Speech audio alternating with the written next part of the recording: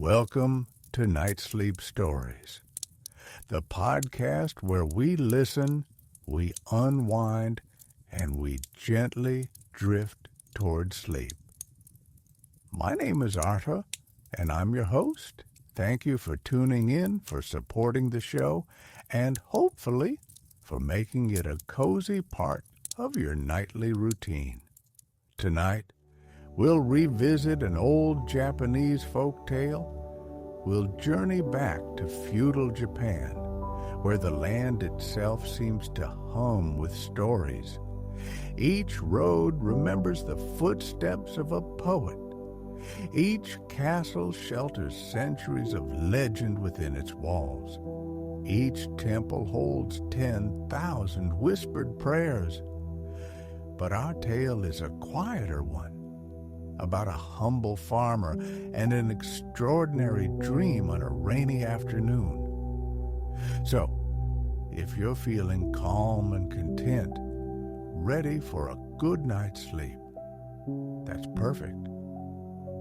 And if you're not quite there yet, that's perfectly fine too. Simply listen along. Tonight's story will help your body loosen and your mind soften, just enough to give you something gentle to focus on while still allowing your thoughts to settle. Take a slow, deep breath in and a long breath out. Feel the weight of your body sinking a little deeper into the bed. If your eyes are still open, let them close now and allow the small muscles of your face to release, the jaw to soften. Behind your eyelids, there's a calm darkness. In that dark, picture a butterfly. See the outline of its delicate wings as they move, slow and steady. Notice how bright the colors seem, how effortlessly it glides through the air. Behind it, a tree rises from a green living earth. The butterfly lifts higher, circling the trunk, then coasting gently. The sky is overcast and gray. Deep within a cloud, a single raindrop forms heavier, until it slips free and lands on a dark green leaf. Soon, more follow, thousands of silvery beads patting softly against branches and ground. The butterfly shelters in a small hollow in the tree, landing on the old, gnarled bark and stilling its wings. Beyond that safe nook, broad fields open around a little country village. The air is damp and earthy, the rain cleansing the farmland. And here, quietly, our story begins.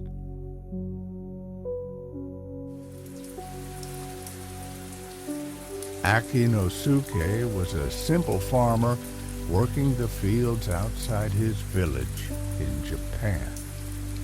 One afternoon, a rain shower forced him and the other farmers to pause their labor. Laughing, they ran beneath the wide boughs of a giant cedar, grateful for shelter. Safe and dry, they decided to make the most of it, an early lunch.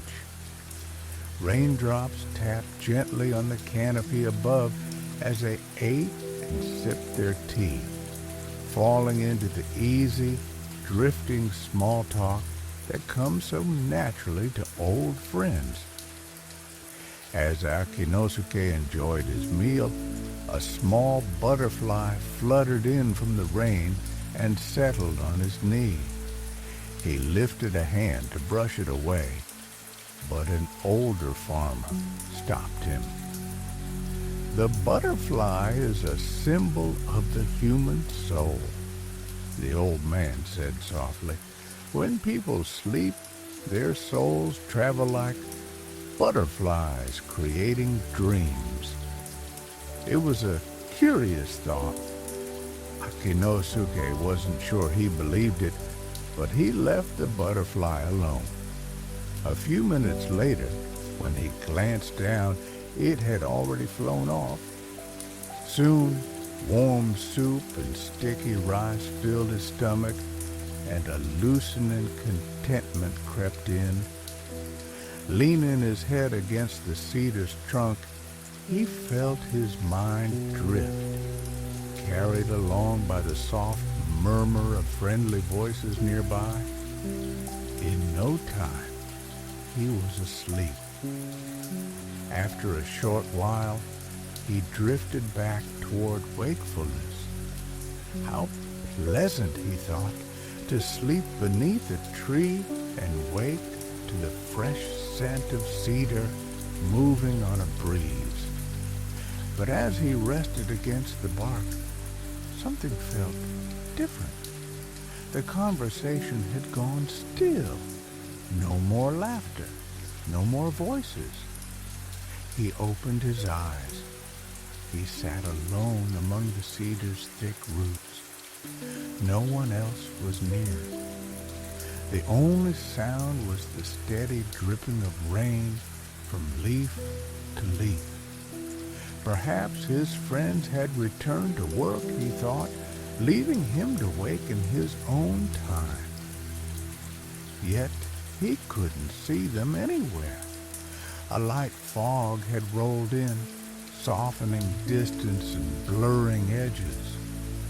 Moment by moment, it thickened, until at the densest point, he could just make out human shapes approaching. A large group, it seemed. As they drew near, he saw these were not his farming companions. No farmers wore silks like these, or golden pins in their hair, or sandals with such intricate designs. It didn't take long to realize he stood in the path of a royal procession. Akinosuke scrambled to his feet and bowed deeply. The leader, an older man with twinkling eyes, stepped forward and told Akinosuke to rise. No bow was necessary, he said. The queen of the realm had sent them to find him. They sought his help in a matter of great importance. Akinosuke straightened, taking in the full majesty of the group. Robes of red and gold silk rustled in the light breeze. Hair, raven black, was arranged in intricate styles. The air itself was perfumed, and with every breath, his senses filled warm spice like cinnamon and clove and cardamom, sweet flowers, hibiscus, lilac, jasmine, bright citrus orange, pomegranate. It was as if the fragrance traveled with them like a luminous cloud, announcing royalty. What could such an august company want from him? Surely there was a mistake, he said. He was only a farmer. Yet if they had come so far, he would offer whatever help he could. The old man smiled. There was no mistake. The queen had asked for Akinosuke by name. They beckoned. Surprised, he nevertheless found their certainty impossible to resist. Before they set out, they gave him a moment of privacy to dress in the blue and silver robes they had brought, formal attire for a guest of the queen. Pulling the garments on, he admitted to himself that if this were an error, the person they meant must be very much like him, because the clothes fit as if they had been made for him. The procession began the journey back to the queen with an awestruck Akinosuke in tow. As they walked, he marveled at the silk, so light and soft that it seemed it would offer no protection against fog and rain. Yet he was as warm as if wrapped in thick cotton. Even the sandals were comfortable. Each step felt like walking on a cloud. Distracted by all this luxury, he hardly noticed the distance until they stood before a massive palace. Guards in red and gold opened the gates, and the group passed within. The queen's chambers overflowed with beauty beyond anything Akinosuke had imagined. Tapestries of the softest fabric depicted the kingdom's great moments. The floors were layered in plush rugs, furs, and the finest bamboo mats. Overhead, small glass windows dotted the ceiling like gentle stars. He pictured himself lying on a rug at dusk, watching the evening sky brighten with one pinprick of starlight after another. The queen wore robes of luminous cream, so radiant they seemed to glow from within. The embroidery, crimson threads forming clustered lychee, looked so vivid that Akinosuke felt his mouth water. Then she spoke softly, yet with a quiet authority that carried to every corner of the chamber. They had watched Akinosuke, she said, and found his skill beyond reproach.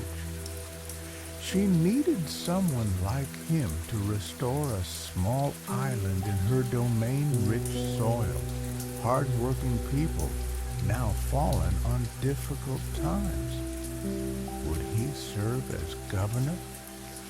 Unsure what else to do, he accepted with humble gratitude. The queen smiled. She had chosen well. In the days that followed, he prepared to leave for the island, which lay in the middle of a wide, steady river. There was so much to arrange that he barely had time to marvel at his fortune. At last, departure day arrived. Several advisors accompanied him. They traveled across what felt like the whole of Japan over hills and green fields, through great cities and quiet villages, until the final leg took them across the river itself, aboard a wooden ship with billowing sails, creamy and pale as the queen's robe. On deck, Akinosuke let his mind rest. At the bow, eyes closed, he felt the sun warming the backs of his hands. Fresh air threaded through his hair, teasing loose strands across his cheek. Birds called to one another above the gentle lap of water against the hull. The slow rocking reminded him of the hammock at home, swaying in a summer breeze. The island appeared. The ship eased toward the dock. The moment his feet touched land, he knew the queen had spoken true. The earth sprang beneath his step, damp and generous. Tall, lush grasses carpeted the ground. Broad trees arched high, pouring shade like cool water. The advisors led him to the governor's house, his new home and place of work. As they walked, they apologized for how small it must seem after the palace. But Akinosuke, who had never lived anywhere larger than his family farmhouse, could hardly believe it. Many rooms, soft chairs, thick rugs, a great feather bed. Smaller than the palace, yes, but full of quiet comforts. He knew he could be happy here. And he was right. At first, the responsibilities felt immense. But within a year, he'd come to know the people and their ways. Together, they brought in the first great harvest in more than a decade.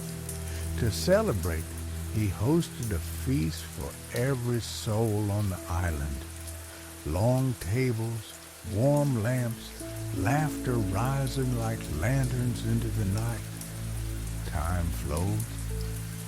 15 years passed under his care, and the island became a gentle paradise.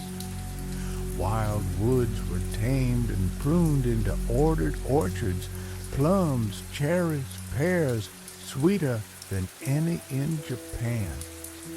Neglected fields now produced more rice and grain in a single year than the island could eat in 10. The surplus crossed the river, shared with the rest of the realm. As governor, Akinosuke was beloved. He settled disputes with patience and good humor, planned joyous feasts for births and marriages and every happy occasion, and still found time to work the soil with his own hands, farming, the craft he knew best. One day, a messenger arrived by boat, the queen's attendant. It was time, he said, for Akinosuke to return to the place he truly belonged. The queen would never forget what he had done for the island, and neither would its people.